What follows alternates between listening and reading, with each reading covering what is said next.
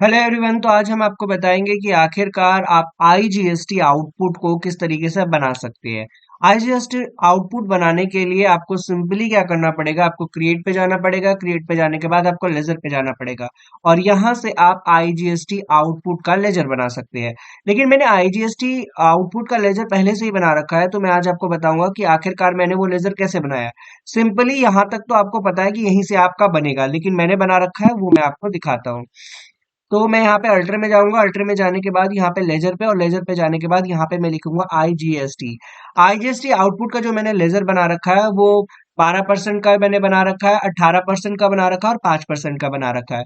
तो मैं आपको दिखाता हूँ कि 5% का मैंने आईजीएसटी का आउटपुट कैसे बनाया है। तो यहाँ पर सिंपली मैंने क्या किया है, मैंने नेम की जगह पे आईजीएसटी आउटपुट @5%। अगर आप 12% का बनाना चाहते हैं तो आप आईजीएसटी आउटपुट @12%, 15%, आप कितना भी डाल सकते हैं। उसके बाद यहाँ पर जो है, यहाँ पर आप ड्यूटी एंड टैक्सेस डाल सकते हैं। लेकिन मैंने क्या किया है, लेकिन मैंने इसमें हमें पता रहे कि ये आउटपुट टैक्सेस है या इनपुट टैक्सेस है, क्योंकि अगर मैंने ड्यूटी एंड टैक्सेस में डाल दिया तो ये करंट लायबिलिटी में चला जाएगा। तो यहाँ पर मैंने एक आउटपुट टैक्स का एक इसको ना ड्यूटी एंड टैक्सेस में मैंने एक अलग लेजर इसका बना दिया है। तो अलग लेजर बनाने के लिए मैंने यहाँ पर क्या कर रखा है, यहाँ से आप अगर दूसरा लेजर कोई बनाना चाहते हैं तो आप अल्ट के साथ सी करके यहाँ से बना सकते हैं।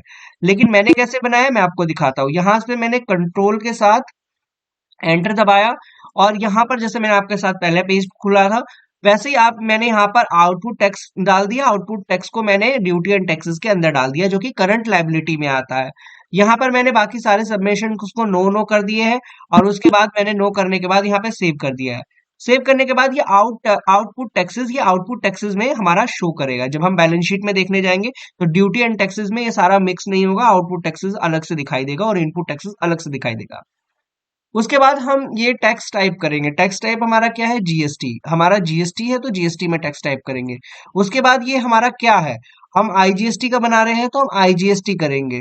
आईजीएसटी करने के बाद हम यहाँ पर नो कर देंगे। इंटरेस्ट इन कैलकुलेशन परसेंटेज हमारा कितना है, कितने परसेंटेज आउटपुट पे हम बना रहे हैं, 5% पे बना रहे हैं, तो हम यहाँ पे 5% का आउटपुट करेंगे।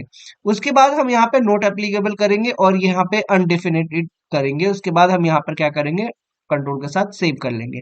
इसी तरीके से अगर आपको 5% का आपने बनाया है और इसी तरीके से आप 18% या 12% बनाते हैं, तो आपको इसी तरीके से आईजीएसटी के सारे जो है वो लेजर इसी तरीके से बनेंगे।